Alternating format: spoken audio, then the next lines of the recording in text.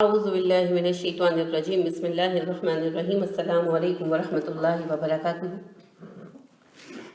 رسول اللہ صلی اللہ علیہ وآلہ وسلم نے ارشاد فرمایا کہ جو شخص قیامت کے روز اس حال میں حاضر ہوا کہ وہ اللہ کی عبادت کرتا تھا، اس کے ساتھ کسی کو شریک نہیں ٹھہراتا تھا، نماز قائم کرتا تھا، زکوٰۃ ادا کرتا تھا، رمضان کے روزے رکھتا تھا اور کبیرہ گناہوں سے اجتناب کرتا تھا، تو یقیناً اس کے لیے جنت ہے۔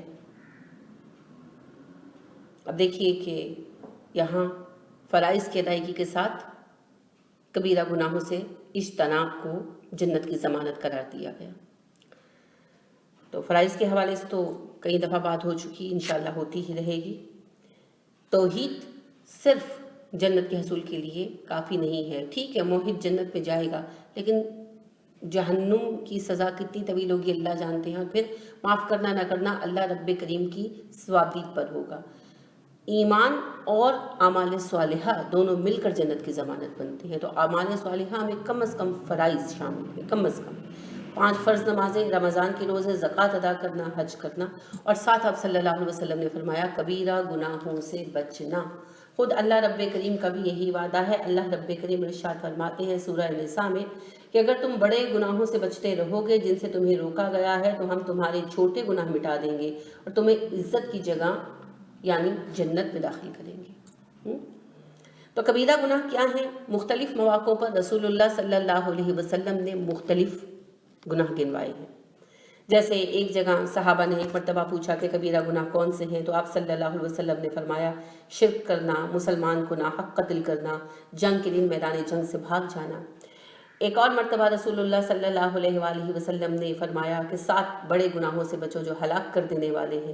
صحابہ نے کہا وہ کون سے ہیں، تو آپ صلی اللہ علیہ وسلم نے فرمایا شرک کرنا، جادو کرنا، ناحق کسی کی جان لینا، سود کھانا، یتیم کا مال کھانا، جنگ کے دن منہ پھیر جانا، اور پاک دامن معصوم عورتوں پر تہمتیں لگانا۔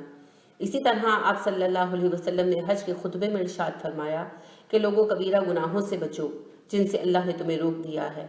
تو ایک صاحب نے دریافت کیا کہ اللہ کے رسول صلی اللہ علیہ وسلم کبیرہ گناہ کون سے ہیں؟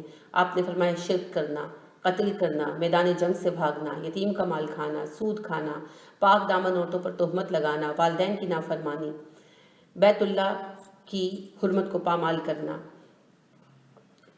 اور فرائض کی تکمیل سے اجتناب کرنا، ان کے فرائض ادا نہ کرنا۔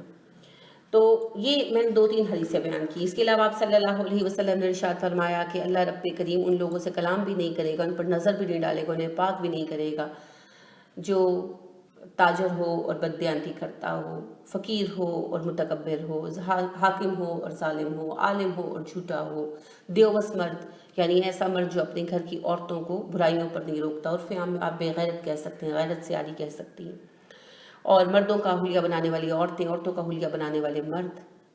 پھر آپ صلی اللہ علیہ وسلم نے شب قدر کی ایک فہرست دی کہ شب قدر میں بھی جن کی توبہ قبول نہیں ہوتی، شرابی، دائمی شرابی، بوڑھا زانی، والدین کا نافرمان، انسانی تصویریں بنانے والا، جادوگر، اور جو ہے جھوٹ بولنے والا حاکم، ظالم حاکم اور جھوٹ بولنے والا عالم، جھوٹا عالم اور ظالم حاکم، تو ان کی توبہ شب قدر میں بھی قبول نہیں ہوتی۔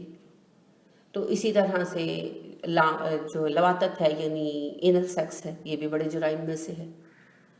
تو یہ بہت ساری ایک طویل فہرست ہے کبیرہ گناہوں کی۔ غیبت کبیرہ گناہ ہے۔ یہ ذرا اپنے ذہن میں چیزیں کلیئر کر لیجئے کہ بچے، یہ سوال مجھ سے کئی نوجوانوں نے کیا، بچے سے مراد نوجوان، وہ سوال کرتے ہیں کہ جی ہمارے اندر کیا برائی ہے؟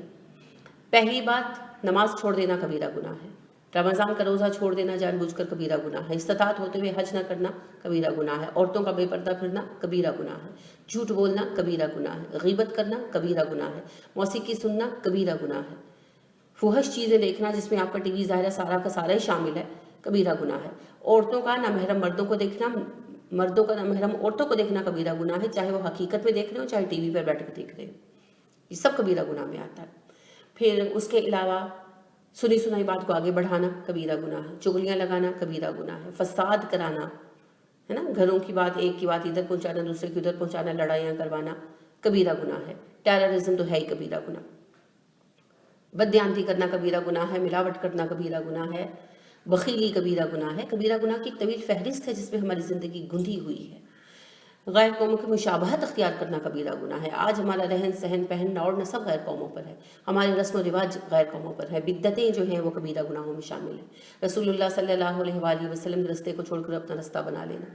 پھر گروہ بندیاں، فرقہ واریت، یہ بھی کبیرہ گناہ ہے. اور آج سارے ہی اس میں آلموسٹ مبتلا ہیں.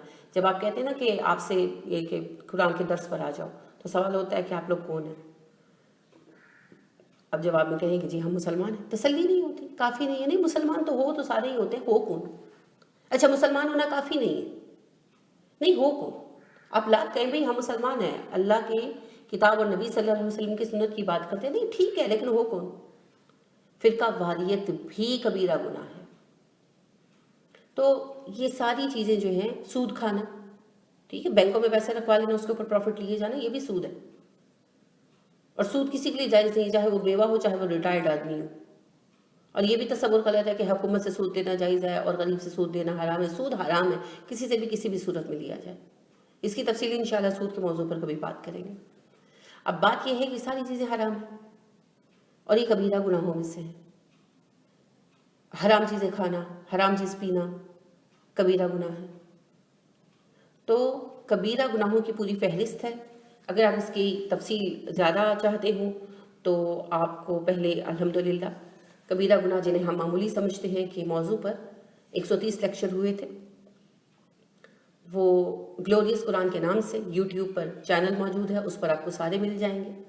آپ اس کے اندر فہرست تلاش کر سکتے ہیں. تو جو فرائض ادا کرے اور کبیرہ گناہوں سے بچے تو اللہ کا بھی یہی وعدہ ہے کہ میں تمہارے پھر جو صغیرہ گناہ ہے معاف کر دوں گا. اور اللہ کے رسول صلی اللہ علیہ وآلہ وسلم نے بھی ارشاد فرمایا کہ اس کے صغیرہ گناہ معاف کر دیے جائیں گے. اللہ رب کریم معاف فرمانے والے ہیں، لیکن کبیرہ گناہوں سے بچنا شرط ہے. اللہ رب کریم ہمیں توفیق عطا فرمائے، آمین. سبحانک اللہم و بحمدک ونشہد ان لا الہ الا انت ونستغفرک ونتوب الیک. السلام علیکم ورحمۃ اللہ وبرکاتہ.